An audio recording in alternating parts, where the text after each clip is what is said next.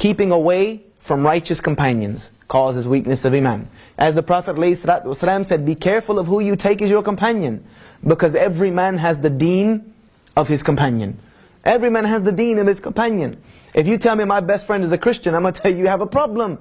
I'm not saying we can't be friends, we can't be companions, but if you tell me the person you spend the most time with is someone who does not remember Allah Azza wa Jal, does not remember Allah the way you should remember Allah, then guess what? Your iman is going to suffer because of that, whether it's now or later on down the road. Because one thing I do know, in this life, either you're giving da'wah or you're getting da'wah.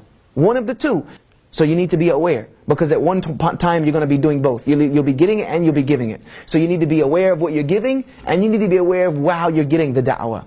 So we need to try to, insha'Allah ta'ala, keep righteous companionship. Look at your friends. Check your friends. We live in a time today where just because this guy says La ilaha illa Muhammad Rasulullah doesn't mean he might be the best companion for me. We live in a very awkward time where people need to be tried and tested. Even Ali radiallahu anh used to say that, until you've actually spent a certain amount of time with a man, you've journeyed with him, you've ate in his home, things of that nature, you can't really consider this man your dearest brother. So people need to be tested today. We need to find companions that are going to help us and benefit us. And if you see that slacking, you should either try to bring your companion closer to you, or if you feel that you're too weak to do so, separate that company.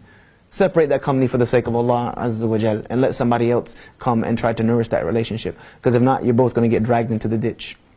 The Prophet ﷺ, when he was buried, this is how much the companions benefited the companionship of the Prophet ﷺ. He was their companion, he was their best friend, he was their mentor, he was their teacher. When battles were fierce, he was the person they looked for. When he died, sallallahu alayhi wasallam, they said, we looked at our hearts and we felt deep change. The moment he died, the moment we buried him, we looked at our hearts and we felt a deep change. And it is said about them that they were like sheep on a cold winter's night with no shepherd. Seriously, they were almost lost.